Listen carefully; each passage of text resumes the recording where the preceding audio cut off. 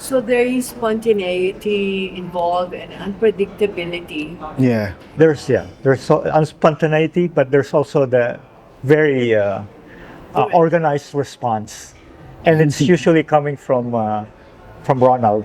What attracted you to his work? So he said when you were visiting since Yeah, actually, I used to collect contemporary Filipino artists.